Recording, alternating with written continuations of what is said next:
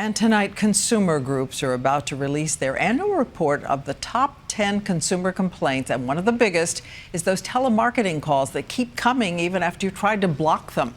But we've learned that robocalls to your cell phone are often illegal. ABC's Matt Gutman tells you how you can fight back and possibly make money doing it. The unwanted calls come in by the millions every day. Anywhere from 5 to 6 per day. They call morning, noon, and night. Driving the waits of Bellevue, Florida, crazy. You've called this phone number about 200 times. A debt collector's robocall. 204 of them bombarding then 17-year-old Heather Waite's cell phone.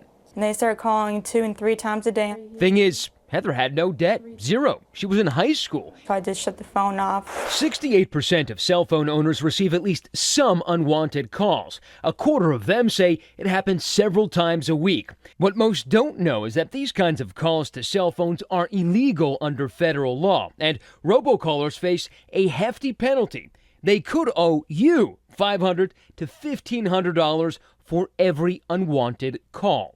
The Waits called lawyer Billy Howard, who's made suing the collection companies his specialty. There are hundreds of thousands of people that are going through this exact same thing, and they just don't know their rights. Some famous cases have reached close to $600,000. And there are thousands of these collection companies. We tracked down the one calling Heather Waite. Gordon Beck is the COO of Diversified Consultants, Inc., already sued 100 times this year.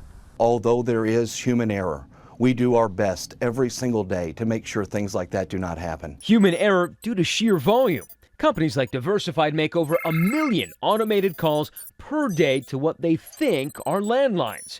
But some are actually cell phones. Beck admits there are mistakes, but says it's sometimes hard to tell landlines from cell phones. But it's not intentional. What if you were called 3 times a day? If I was called 3 times a day and I didn't want it, I would pick up the phone and say, please stop calling me.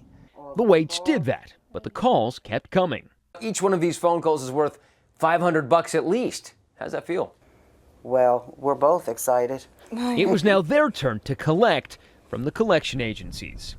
Matt Gutman, ABC News, Bellevue, Florida. And don't miss Matt's full report tonight on Nightline.